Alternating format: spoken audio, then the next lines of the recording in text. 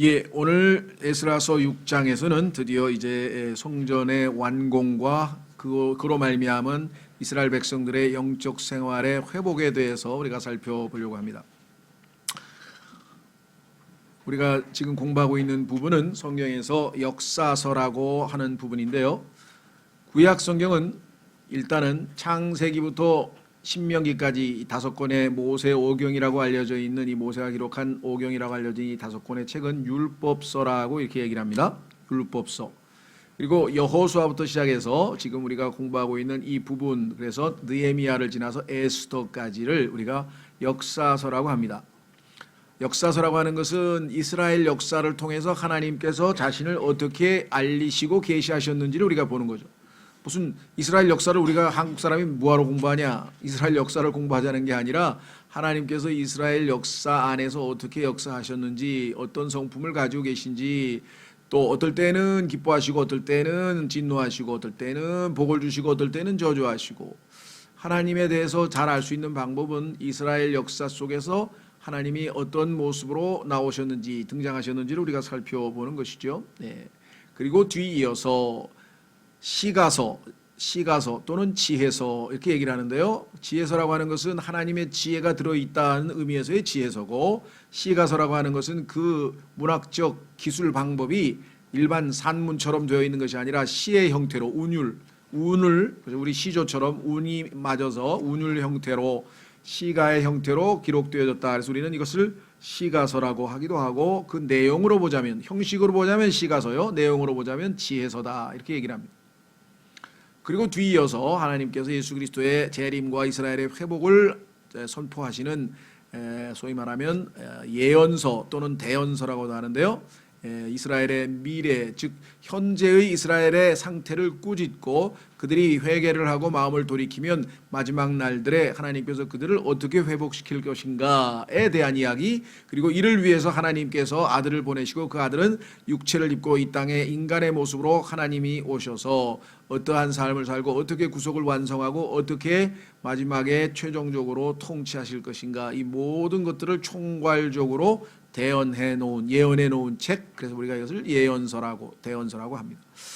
대언서, 예언서 이렇게 자꾸만 반복하는 것은 이게 용어가 확실하게 확정이 안 되어 있어서 말씀을 드리는데요. 예.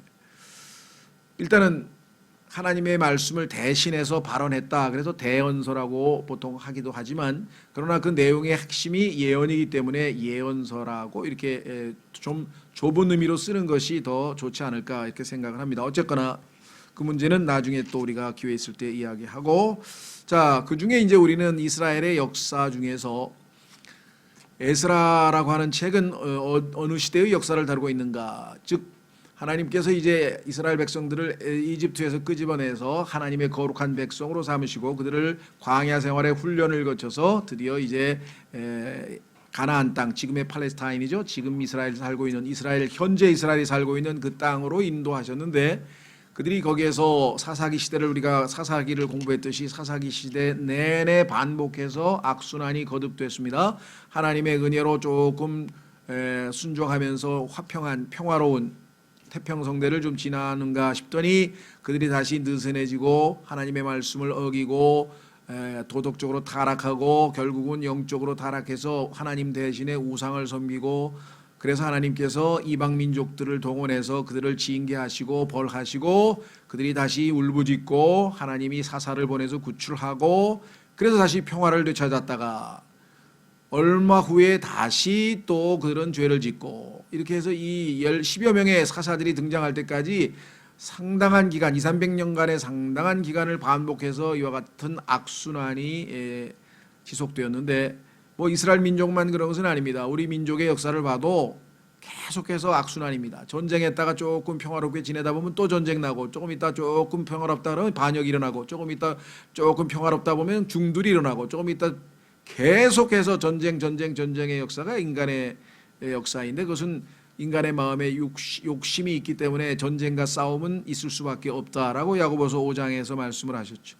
그러니까 이 인간의 마음에 있는 욕심을 성령님으로 말미암아 완전히 제어해서 통제하기 전에는 예수 그리스도 오실 때까지는 전쟁은 끝이 없다라고 성경에 나와 있습니다. 오히려 더 많아지면 많아지지 줄어들 수는 없다.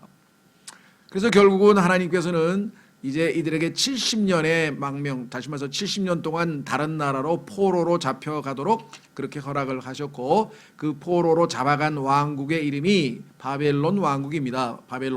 바벨론은 창세기 11장의 바벨탑에서부터 시작해서 그 앞에 바벨이라고 하는 제국을 세웠죠. 신할 땅에. 그리고 맨 마지막에 큰 음녀 바벨론이라고 하는 하나님의 심판의 대상이 되는 그 바벨론까지 일관적으로 참 하나님을 믿지 못하도록, 참 하나님으로부터 사람들이 멀어지도록 미혹시키고 빗나가게 만드는 나쁜 악한 종교 체계 또는 이러한 사상 체계, 이것을 우리가 바벨론이라고 하는데, 거기에는 오늘날의 여러 가지 잘못된 종교들도 다 포함되어져 있습니다. 그래서 70년간의 바벨론 생활을 했는데 하나님께서는 심판이 목적이 아니라 그 심판과 징계를 통해서 그들이 회개하고 마음을 돌이켜서 다시 하나님께로 돌아와서 새 출발하기를 원하신 것이죠. 그래서 하나님께서 정하신 기간이 70년이었다. 왜 그것이 70년이 되었을까? 그것은 말씀드린 것처럼 이스라엘 백성들은 하나님께서 출애굽 당시에 가나안 땅에 가면은 6년간 농사를 짓고 7년째에는 땅을 쉬도록 하게 했다. 그걸 안식년이라고 하죠. 왜냐하면 하나님께서 만드신 이 땅은 창세기 3장에 저주를 받았기 때문에 창세기에서 원래 저주받기 이전의 땅과 달리 한 6년쯤 해서 그 땅에 있는 모든 영양분을 그 식물을 키우는데 다 공급해버리면 아주 이 영양기가 다 빠져버리고 더 이상 우리에게 좋은 성분을 생산해낼 수 있는 그런 지력이 다 고갈됩니다. 그렇게 되면 7년 때 한 해를 놀면서 다시 우리가 예를 들면은 휴식을 통해서 우리가 힘을 얻어서 다시 밤에 자고 나면 아침에 일어나서 다시 활동을 할 수 있듯이 땅도 그렇게 힘을 다시 되찾아야 하는데, 하나님께서 명하신 대로 7년째 농사를 쉬어야 되는데 그렇지 않고 그들이 70년간을 계속해서 이 안식년 규정을 어기게 되었죠. 그 어기게 된 이유는 무엇인가? 그것은 여러분이 잘 알고 계신지 모르겠는데요. 하나님께서 이스라엘 백성들은 다른 민족과는 달리 왕이 필요 없다 그랬습니다. 왜? 하나님께서 보이지 않지만 하나님이 왕이시기 때문에 어떤 전쟁을 나가든 하나님이 앞장서서 항상 이기게 하신다. 그런데 이스라엘 백성들이 전쟁에 여러 번 나가보니까 다른 민족들은 항상 맨 앞에 백마를 타든 하여간 뭐 멋진 말을 타고 왕이 진두지휘하에 제일 먼저 선두에 나서서 지휘를 하는데, 이스라엘 백성은 지휘자가 없어요. 보이지 아니하는 하나님이 움직이시고 언약궤가 마치 이 하나님을 대신하는 언약궤를 지고 가는 이상한 형태의 싸움을 하죠. 그러다 보니까 우리가 잘 아는 여리고성을 무너뜨리기도 하고 하나님께서 항상 승승장구를 하게 하셨는데도 불구하고 믿음은 보이지 않는 것의 증거라 그랬는데, 믿음이 점점 약해지니까 눈에 보이는 것을 원했다. 그래서 우리도 눈에 보이는 왕을 좀 세워달라라고 사무엘에게 청원을 하기에 이르릅니다. 믿음이 점점 낮아지니까 보이지 않는 하나님은 불안하다. 그러니까 보이는 뭔가를 우리에게 달라. 신앙생활도 마찬가지입니다. 하나님을 보여달라고 기도원 가서 기도하거나 무슨 증거를 좀 보여달라, 표적을 보여달라, 뭐 그렇게 기도하는 사람들은 다 믿음이 없는 사람들이에요. 반대예요. 그 표적을 보여줬다. 그래서 표적을 본 사람은 뭐예요? 하나님께서 너무나 영적으로 어리기 때문에 할 수 없이 보여준 거지, 혹시라도 보여줬다면. 왜? 믿음이 없으니까. 그거 체험한 게 전혀 좋은 게 아니에요. 전혀 좋은 게 아니에요. 왜? 믿지 않고 보지 않고 믿는 것이 더 복되다고 예수님께서 말씀하셨기 때문에 안 보고 믿는 것이 훨씬 더 뛰어난 믿음이다라고 성경은 분명하게 말씀을 했는데, 이스라엘은 불안합니다. 눈에 보이는 왕을 주십시오. 그래서 하나님께서 그들에게 좋다. 너희들이 믿음이 약하고 그 정도 수준이니까 왕을 주는데, 왕이라는 제도가 생기면 왕실 운영비가 들어간다게, 궁궐을 세워야 되고 신하를 해야 되고 행정기관을 만들어야 되고 이러면 비용이 들어가는데, 그 비용을 충당하는데 너희가 아마 거기다 세금을 내야 될 것이다. 그래도 괜찮겠냐? 이거 괜찮습니다. 그래서 세금을 내다 보니까 뭐예요? 하나님 자기들이 먹고 살 게 모자라니까 7년째 농사를 안 되겠다, 야, 지어야지. 그렇게 해서 하나님의 법을 어기기 시작해서 무려 70년. 그래서 하나님께서는 70년 동안 땅을 원래 쉬어야 할 권리가 있는 땅에게 그 권리를 다시 되찾아주기 위해서 이스라엘이 하나님의 말씀을 어긴 것에 대해서 77년째 놀려야 되죠. 그러면 7년째 계속 70번을 안 놀렸으니까 490년이죠. 베드로가 뭐라고 했습니까? 내가 7번 용서해 주면 되겠습니까? 예수님께서는 뭐라 하세요? 7번씩 70번. 7번이 아니라 7번씩 70번, 그럼 490번이에요. 왜 그래요? 하나님께서는 무려 490번, 490년을 이스라엘 백성들의 불순종을 용서해 주셨기 때문에 그리하라. 결국은 이스라엘 백성은 70년 동안 이제 포로로 잡혀가서 이제 지내다가 하나님께서 이제 그들이 돌아와야 될 때를 정하셨죠. 그래서 70년이 되는 순간에 당시에 바빌론이라고 하는 거대 제국, 전 세계에서 제일 큰 제국이 무너지고 그 제국을 뒤이어서 등장한 제국이 페르시아 제국인데 지금의 이란입니다. 지금의 이란 지역, 바벨론은 지금의 이라크고요. 그러니까 이라크가 당시로 치면은 이라크가 물러서고 그 다음에 제국으로 제일 큰 나라가 페르시아 제국인데 그 페르시아 제국의 왕에게 하나님께서 마음을 집어넣으셔서 그가 유대인들을 고국으로 70년 그것을 잘 모르지만 고국으로 돌아가라고 하는 명령을 내리게 됩니다. 이 땅에 있는 모든 왕들은요, 트럼프, 김정은 두려워할 거 하나도 없어요. 하나님께서 시키면 꼼짝없이 해야 돼요. 확인해 보겠습니다. 당대 최고의 페르시아 제국의 왕도 하나님이 시켜서 한 거예요. 자, 잠언 21장 1절을 보겠습니다. 요즘에 저한테도 그냥 막 전쟁 관련되고 하여간 여러 가지 문자들을 자꾸 보내시는 분들이 많아요. 그분들의 그것을 참고로 하죠, 저도. 그러나 두려워할 일이 뭐가 있냐 이거예요. 왜? 하나님께서 허락지 아니하면 김정은이가 핵단추 누르려다가 손이 말라붙어 가지고 못 누른다니까요. 성경에도 나오잖아요. 하고 하려다가 손이 말라붙어 가지고 꼼짝 못하고. 성경에 아시죠, 여러분들? 그러니까 걱정할 거 하나도 없어요. 하나님이 허락지 아니면 김정은이가 그냥 단추를 10번 눌러도 전기가 접촉이 안 돼서 신호도 안 가가지고 핵단추가 작동을 안 한다니까요. 뭐가 그렇게 겁이 나가지고 핵단추 있으면 뭐예요? 하나님께서 손가락에 말라붙어서 누르질 못하는데. 자, 그래서 잠언 21장 1절 편안히 주무세요.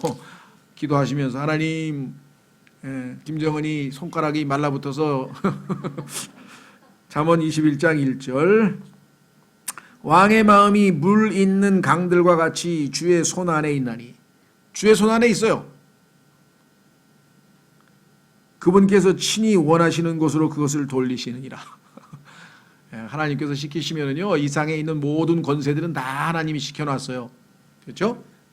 그래서 결국은 이제 다시 본문으로 돌아옵니다. 그래서 그 왕이 돌아가라. 그래서 이제 돌아왔는데 제일 먼저 한 게 뭐냐?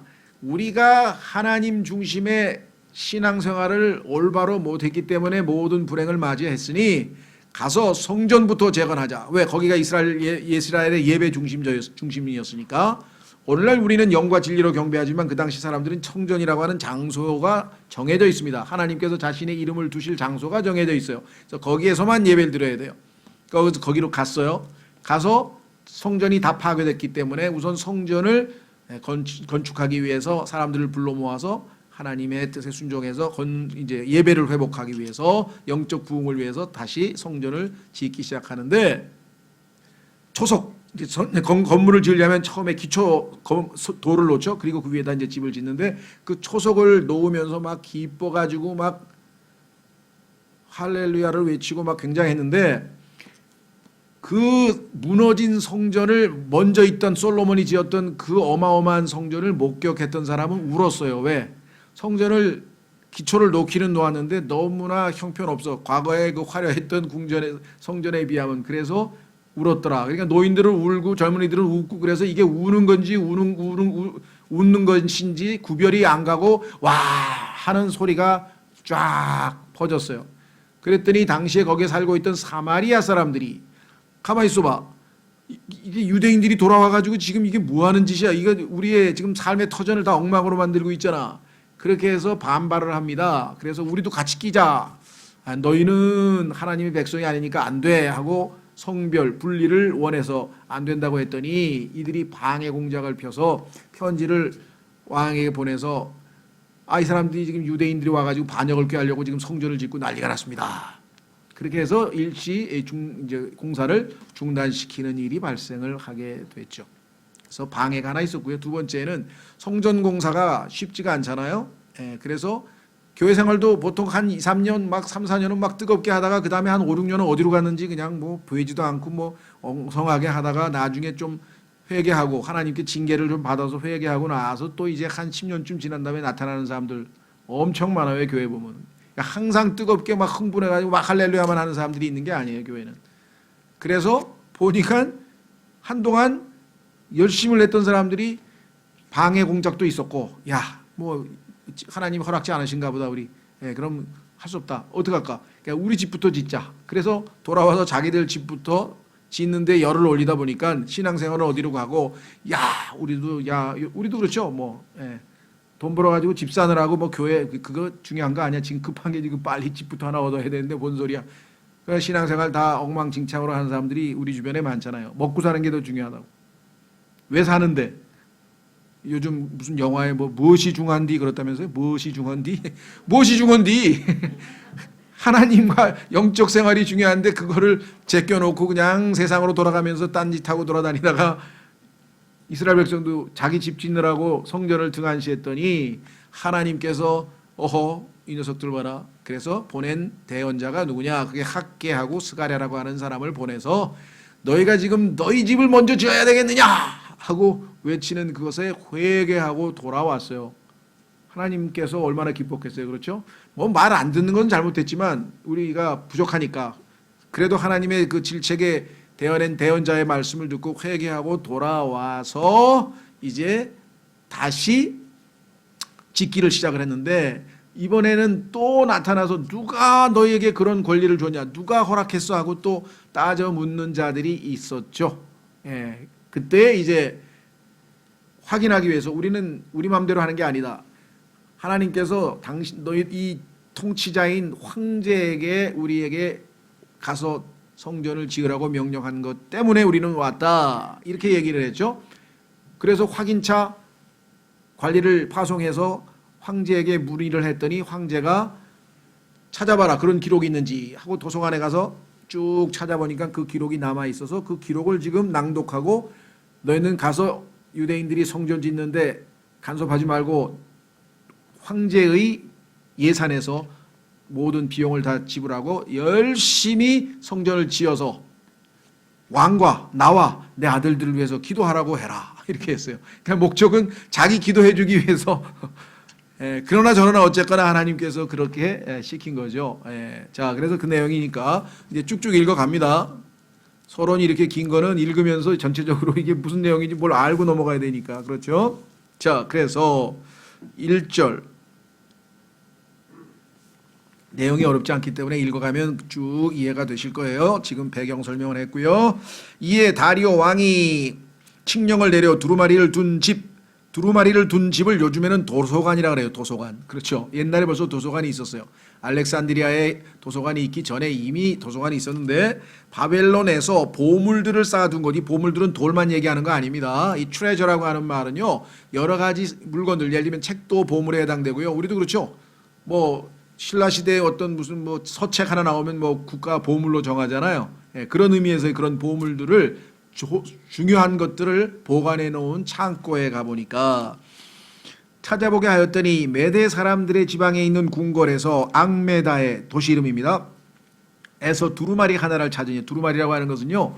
양피지 있죠. 양 가죽에다가 기록물을 한 거예요. 왜냐하면 옛날에는 종이가 좀 귀했죠. 그래서 나중에 물론 파피루스라고 하는 것이 쓰이긴 쓰였지만 그전에는 양 가죽을 얇게 만들어가지고 거기다가 기록을 남겼어요. 그래서 두루마리라 둘둘둘둘 말았다. 그래서 두루마리라고 하는데 두루마리 하나를 찾으니라 그 안에 이같이 한 기록이 적혔더라. 하나님께서 명령하셨던 내용이 들어있네요. 고레스 왕의 제1년에 바로 그 고레스 왕이 예루살렘에 있는 하나님의 집에 관하여 칙령을 내려 이르기를 하나님의 집에 대해서 뭐라고 명령을 내렸느냐. 그 집 곧 그들이 희생물을 드리던 곳을 건축하되. 왜냐하면 그 전에 있던 바벨론 제국의 느부갓네살 왕이 다 파괴시켜 버렸기 때문에 그 집 곧 그들이 희생물을 드리던 것을 건축하되 그것의 기초를 견고히 놓고 그것의 높이는 60규빗으로 하며 너비도 60규빗으로 하고. 치수까지 다 정해줬네요. 또 큰 돌 세 줄과 함께 새 나무 한 줄을 놓으라. 또 그 경비는 왕의 집에서 낼지니라. 뿐만 아니라 그 제사 지낼 때 사용하던 모든 금그릇 은그릇 기구들도 다 뺏어온 것 돌려보내라. 이렇게 명했습니다. 5절 또 하나님의 집에 속한 금기구와 은기구들을 곧 느부갓네살이 예루살렘에 있는 그 성전에서 취하여 바벨론으로 옮긴 기구들을 돌려보내어 예루살렘에 있는 성전으로 다시 가져다가 하나님의 집에 두되 각 기구를 그것의 처소에 둘지니라 하였더라.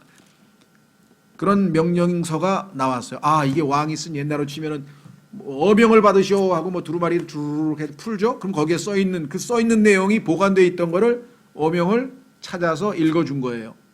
자, 그러므로 그걸 확인했으니까 이제 강 건너의 총독 다뜨네와 스달보스네와 너희 동료들 곧 강 건너에 있는 아바삭 사람들은 거기서 멀리 떠나 하나님의 이 집에 관한 일을 그대로 두고, 간섭하지 말고 그대로 두라이게. 그 사람들이 하는 대로 성전 짓는 것 내버려 두라.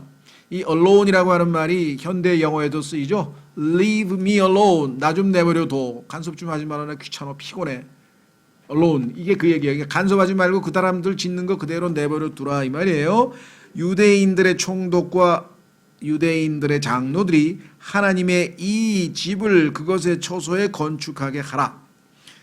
또 내가 칙령을 내려서, 그러니까 이제 그 왕의 아들 손자쯤 된 그 다음 왕이 추가 명령을 내리는 거예요.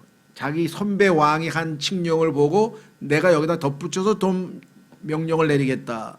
또 내가 칙령을 내려서 하나님의 이 집을 건축하는 일을 위해 너희가 이 유대인들의 장로들에게 무엇을 행할 것인지 알게 하노니 왕의 재산 곧 강 건너에서 들어오는 조공 중에서 그 경비를 이 사람들에게 빨리 주어 그들이 방해를 받지 않게 하라. 또 그들이 필요로 하는 것, 즉 하늘의 하나님께 드릴 번제 헌물에 쓸 어린 숫소와 숫양과 어린 양과 또 밀과 소금과 포도즙과 기름을 예루살렘에 있는 제사장들이 지정하는 대로 날마다 어김없이 그들에게 주어. 번제는요, 아침 저녁으로 날마다 드려야 되고 빵도 날마다 구워 바쳐야 되고 진설병. 그러니까 구약에 했던 그 제사를 그대로 시행하는데 필요한 모든 물자를 다 대줘라. 왕실 예산에서. 그들이 하늘의 하나님께 향기로운 냄새가 나는 희생물을 드리게 하고, 그래서 항상 향기로운 냄새를 맡으시는 하나님이시죠. 그 성경에 보니까요, 여러분과 제가 어디를 가든지 냄새를 풍기고 다닌다 그랬어요. 왜? 우리가 제물이기 때문에. 하나님 보시기에는 신약 시대에는 우리가 하나님께 바쳐지는 헌물이어서 고린도후서에 보면은 우리가 냄새를 풍기는데 두 가지 냄새가 나요. 우리한테는 하나는 사망의 냄새가 나고 하나는 생명의 냄새가 나요. 믿는 사람에게는 무슨 냄새가 나겠어요, 우리가? 예. 자, 이거 헷갈리지 마세요. 이거 쉽지 않습니다. 믿는 사람에게는 우리가 생명의 냄새가 납니까? 예. 또 믿지 않는 사람에게는 우리가 사망의 냄새가. 자, 조심하세요. 두 가지 해석이 가능한 거예요. 그러니까 성경에서는 어떤 냄새가 누구에게 난다는 말은 나와 있지 않아요. 해석에 따르면 내가 성령으로 충만해서, 그렇죠? 사망, 죽어있는 그리스도인들에게는 생명의 냄새를 풍겨서 그 사람들의 믿음을 다시 소생시킬 수가 있고요.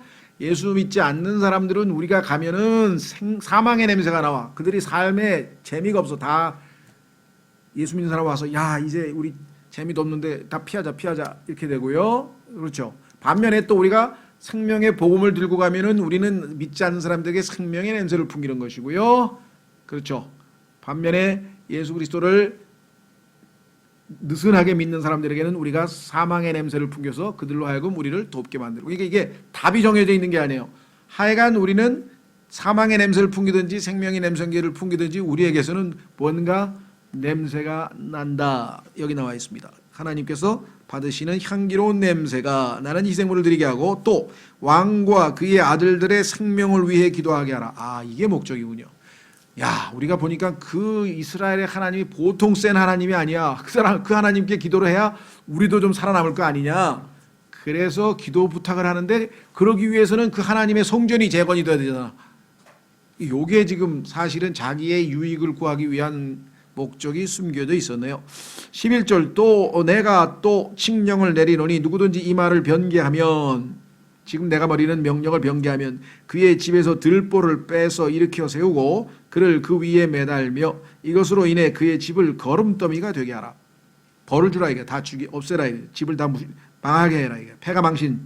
우리가 옛날에 지금 뭐 역도를 처단하듯이 완전히 그렇게 엄한 처벌을. 12절 거기에 자신의 이름이 거하게 하신 하나님께서 스스로 손을 대어 예루살렘에 있는 하나님의 집을 바꾸거나 멸하려는 모든 왕들과 백성들은 멸하시기를 원하노라. 하나님께서 자신의 이름을 놓기 위해서 택하신 장소가 예루살렘인데 그 예루살렘에 있는 하나님의 집을 짓고 그 안에 있는 지성소라고 하는 곳에 언약궤 위에 하나님께서 거기 거하시는데 그 하나님의 집에 손을 대는 자들은 모두 다 멸망당하기를 원한다. 하나님이 그리 벌하시기 원하노라 라고 하는 저주까지 내렸네요. 나 다리오가 칙령을 내렸노니 신속히 그 일을 집행할지어다 하였더라. 혹 데려갔다가 혹 붙인다는 것처럼 이 사람들은 유대인들이 와서 자기들이 지금 행정 총괄 책임자인데 총독의 명령도 없었는데 마음대로 막 성전을 재건하니까 화가 나가지고 간섭해가지고 못하게 막으려고 했는데 알고 보니까 이게 황제가 내린 칙령을 지금 수행하고 있는 것을 알게 된 거죠. 그러니까 얼마나 놀랬겠어요. 그렇죠.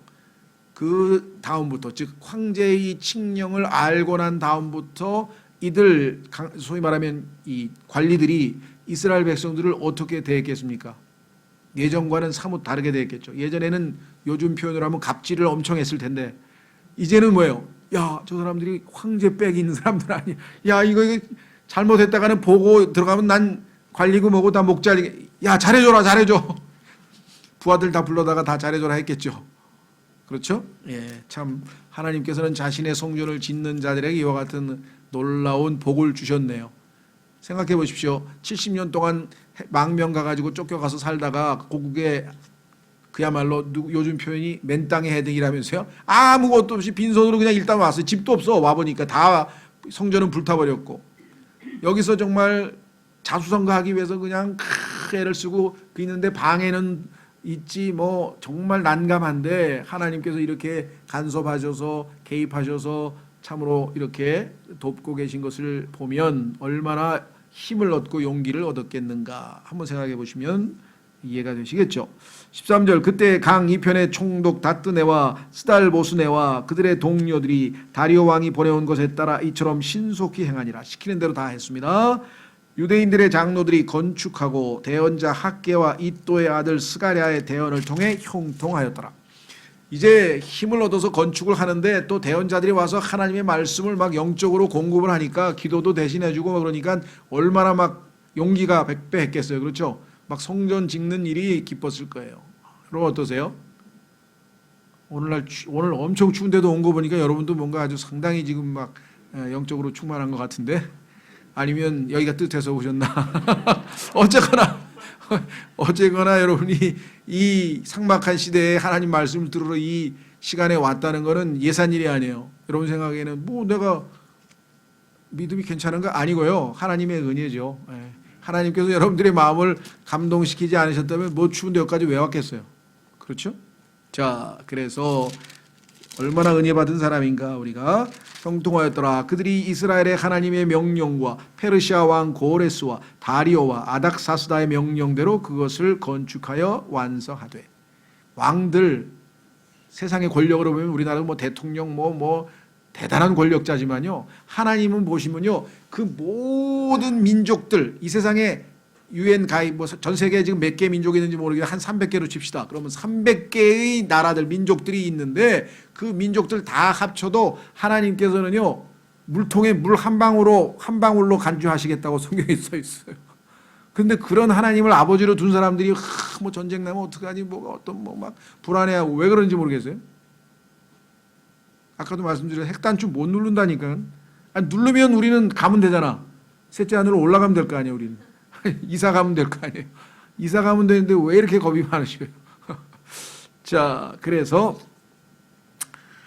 다리오의 왕의 15절 통치 제6년에 있었던 아달월 3일에 이 집을 완성하니라. 그리고 드디어 20년 만에 성전이 드디어 완성됐어요.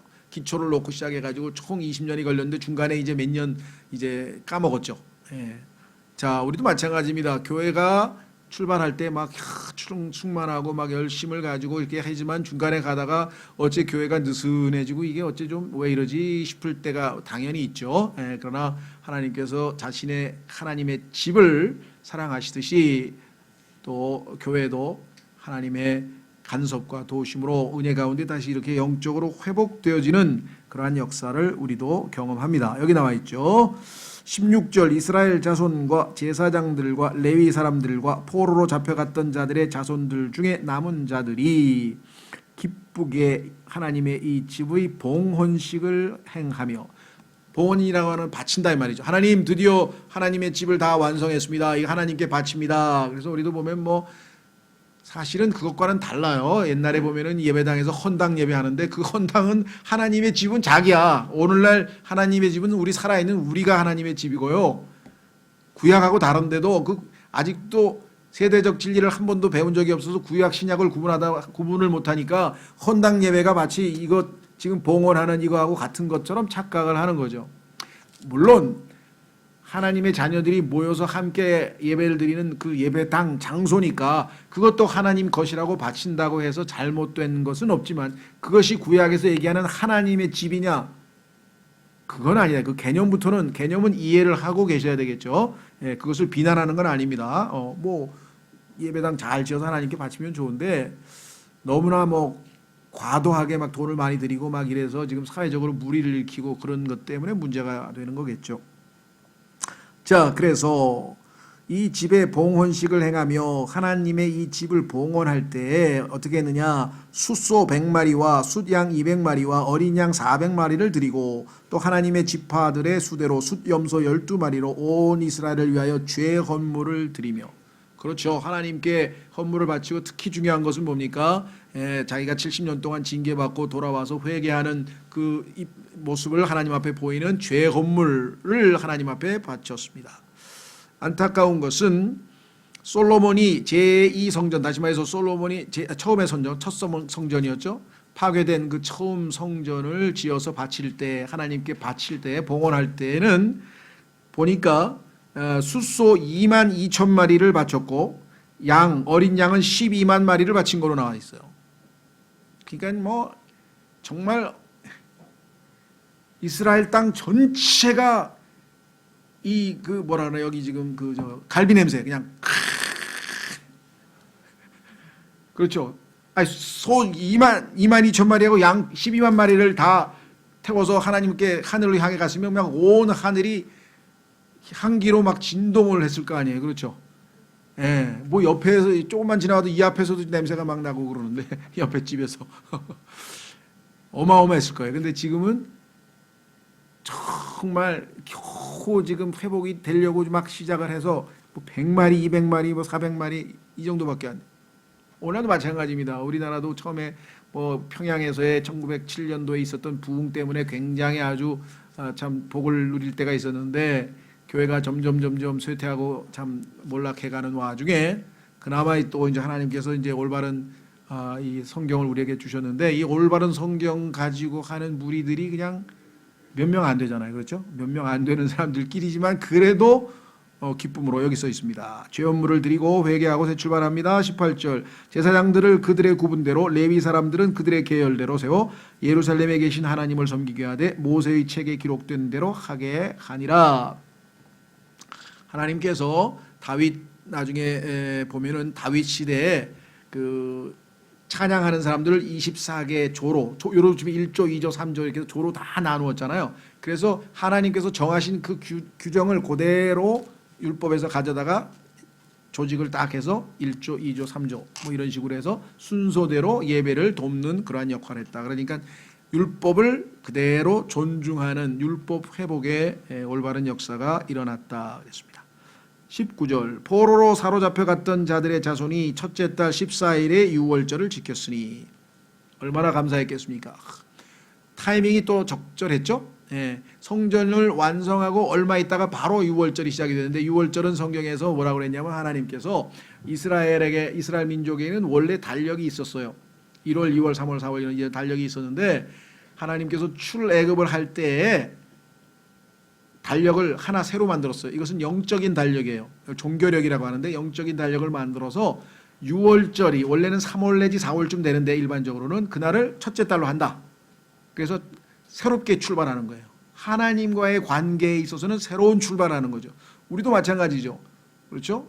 제가 한국 나이로는 64지만 이 영적인 나이로는 제가 몇 시야? 37인가? 81년도 38이네. 37, 38. 한국 나이로 또 우리는 뭐 만으로 그다음에 영적으로 이러잖아요. 그렇죠? 그러니까 이스라엘 백성들도 자기의 하나님과의 구원받은 출애굽하면서 새로운 출발을 하면서 새로운 달력을 하나님이 만들어 주셔서 첫째 달이 바로 이 달이에요. 그래서 첫째 달 14일을 유월절 명절로 영원토록 지켜라.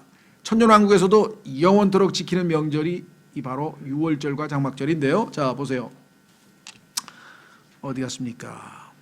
유월절 14일에 지켰으니 20절 제사장들과 레위 사람들이 함께 자신을 정결하게 하여 이들이 성막에서 하나님을 섬기는 제사 소위 말하면 당번들이잖아요.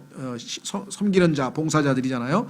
다 정결하게 되매 하나님 앞에서 제사 지낼 때는 다 정결하게 되죠. 우리도 주의 만찬 참여할 때도 다 예수님의 보혈로 다시 씻고 말씀의 물로 씻고 정결하게 하나님 앞에 우리 자신을 내어드립니다. 그들이 포로로 사로잡혀 갔던 자들의 모든 자손과 자기 형제 제사장들과 자기들을 위하여 유월절 어린 양을 잡았더라.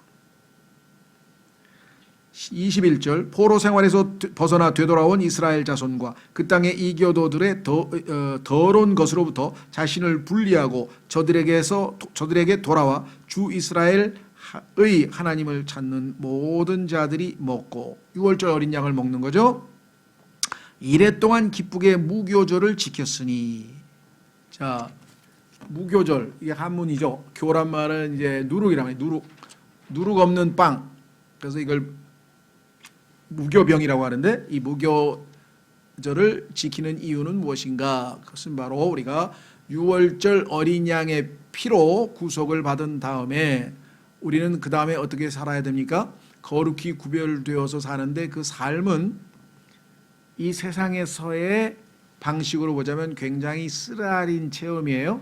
그래서 쓴 나물과 누룩 없는 빵, 이 누룩이란 말은 죄죠. 죄를 짓지 않고 살아야 되기 때문에 죄가 빠진 누룩 없는 빵을 먹고 그 다음에 구원받은 하나님의 자녀는 많은 고난을 거쳐야 하나님의 왕국에 들어간다고 사도행전 14장 22절에 말씀하신 것처럼 쓴 나물 쓰다 이게 비터 이게 쓰이죠. 왜? 이 세상은 쓰라린 경험이 계속 이어지기 때문에. 그러니까 예수 믿고 뭐가 잘 되고 뭐가 잘 되고 뭐가 잘 되고 이거는 뭐예요? 전혀 잘못 짚은 거죠. 성경에 보면은 잘 되는 게 잘못된 건 아닌데 성경에 분명히 우리의 혼이 잘 된 다음에 그 다음에 물질적으로 잘 돼야 되는데 이 혼이 잘 되는 거를 빼고 물질적으로 잘 되는 것만 갖다가 하는 것이 뭐 삼중복음이니 무슨 순복음이니 해서 문제가 많고요. 다만 분명하게 성경에 나와 있지만 우리가 거듭나지 아니하면 반드시 다시 태어나야만 하나님의 왕국에 들어가는 것처럼 많은 고난을 이것도 must예요. 영어로 must 반드시 거쳐야만 우리가 예수 그리스도와 함께 천년 왕국에서 누립니다. 하나님의 왕국을. 왜냐? 우리가 구원은 출생이잖아요. 엄마 뱃속에서 출생한 아이는 아직 성숙하지 않아서 아버지 뜻에 순종하기 어렵습니다. 우리가 성장하는 가운데 많은 훈련과 많은 어려움과 많은 시련이 있듯이 우리도 예수 그리스도를 닮아가는 과정에서 그러한 쓰라린 체험들이 우리에게 주어진다라고 성경은 분명하게 말씀을 했어요. 그래서 7일 동안 7은 완전 숫자죠. 우리가 주님을 만나는 그날까지는 십자가를 지고 주님을 따라가는 삶이지 이 땅에서 왕노릇하는 삶이 아니에요. 왕노릇은 주님을 만난 후에 하는 것이고요. 이 땅에서는 십자가를 지고, 그래서 no cross, no crown, 십자가 없이는 왕관이 없다라고 하는 말씀이 바로 그겁니다. 예수님께서도 이 땅에서 초림 때에는 고난을 당하셨고 부활하신 후에 영광을 받으셨죠. 우리도 이 땅에서는 십자가를 지고 주님을 따르고 그리고 주님을 만날 때에 관을 얻게 되는 것이다 라고 성경이 말씀했습니다. 그래서 유교절만 알면 안 됩니다. 6월절만 알고 나 예수님의 피로 죄 씻었어 이제 하늘나라 간대 지옥에 안 간대 그것만 알면 동전의 절반만. 성경에 보면요 하나님 앞에 그 음식 헌물을 바치는데 케이크 빵이죠. 케이크를 구워서 바치는데 그 케이크는 앞뒤를 골고루 구워야지 한쪽만 태워가지고 하나님께 바치면 X. 성경에 나와요. 그거 태워서 한쪽만 태워서 바치지 말라고. 한쪽만 태워서 바치는 사람이 있어. 구원 하늘나라 지옥 안 가. 그것만 외치면 어떻게 해요? 그건 6월절이야. 6월절은 3시간밖에 안 돼. 3시간. 저녁 3시부터 6시까지. 그러면 6시부터 무교절이 시작이 돼. 그때부터는 뭐예요? 누룩 없는 빵, 거룩한 죄 없는 삶을 살아야 되고 쓴 나물을 먹으면서 주님을 십자가를 지고 함께 따르는 그와 같은 신앙생활이 우리를 기다리고 있다. 그뿐만 아니라 홍해를 건너고 그 다음에 광야에서 훈련이 기다리고 있죠. 예. 그래서 다만 주님이 항상 우리와 함께 하시기 때문에 그 모든 상황에서 우리가 넉넉히 이기고도 남는다라고 약속이 되어 있기 때문에 믿음으로 살 수 있는 거지. 현실적으로 보면 그게 쉬운 삶이 전혀 아니란 사실을 우리는 알 수가 있죠. 자, 그래서 22절 이래 동안 기쁘게 무교절을 지켰으니 이는 주께서 그들을 기쁘게 하시고 나와 있잖아요. 우리를 기쁘게 해주셨죠. 또 아시리아 왕의 마음을 그들에게로 돌리사 하나님 곧 이스라엘의 하나님의 집에 관한 일을 할 때에 그들의 손을 강하게 하셨기 때문이더라. 어려운 과업이 눈앞에 놓여 있지만 우리를 기쁘게 하시고 우리를 강하게 하셔서 하나님께서 앞서서 주도권을 잡고 모든 일을 완성하실 것이다. 한 구절 읽고 마치겠습니다. 빌립보서 1장 6절 바로 여러분과 저의 삶에서 이와 같은 일들이 반드시 이루어질 것이라고 약속을 해주신 말씀이 성경에 기록되어져 있어요. 빌립보서 1장 6절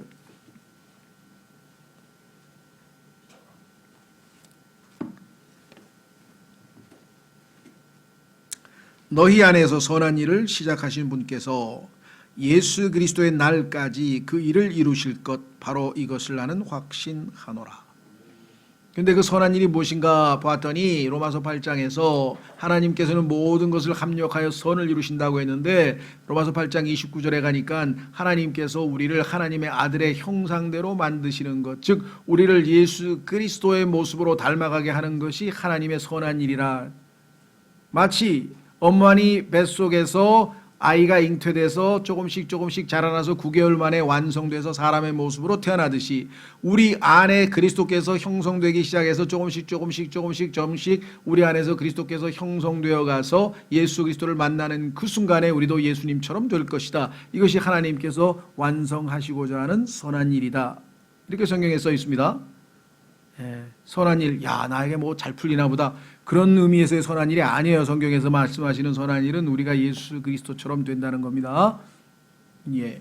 자, 그래서 오늘 드디어 이제 성전이 완성됐고 기쁨으로 하나님께 경배하고 예배를 드렸는데 문제는 어디에 있느냐? 이렇게 항상 기쁘고 충만하게 신앙생활을 계속했느냐? 아닙니다. 7장에 가면은 세월이 흘러서 60년쯤 지났더니 이들이 또다시 타락하고 또다시 느슨해졌어요. 그래서 하나님께서 다시 한 사람을 바벨론에서 보냈는데 그 두 번째 이스라엘 백성들의 타락을 다시 경책하고 책망하고 바로잡아주기 위해서 보내신 바 된 감독관, 그 사람의 이름이 에스라예요. 그러면 지금까지 1장서부터 6장까지는 누가 리더였느냐? 스룹바벨이에요. 그러니까 스룹바벨이라고 하는 사람이 성전 완성의 책임자였고 타락한 사람을 60년 뒤에 와서 다시 독려해서 믿음을 회복시켜주는 사람이 에스라고, 그 다음에 느헤미야를 보내서 이제는 단순히 성전이 아니라 삶이 중요하잖아요. 영적 생활뿐만 아니라 우리의 삶, 예배, 교회에 오는 날 말고 나머지 6일의 삶이 중요하잖아요. 그 도시 성벽을, 이스라엘 성벽을 다시 개축을 해서 도시에서의 안정된 삶을 살도록 하나님이 보내신 사람이 느헤미야고, 그래서 우리가 지금 순서대로 공부를 해 나가게 될 것입니다. 다음 시간에 이제 7장서부터 에스라가 주도하는 하나님의 사역을 살펴보려고 합니다. 오늘 주신 말씀을 통해서 하나님께서 나의 삶을 통해서 지금도 보이지 않는 가운데 선한 일을 이루시고 계신 주님, 그 주님께 순종하는 삶으로 하나님 앞에 함께 화답할 수 있도록 기도하겠습니다.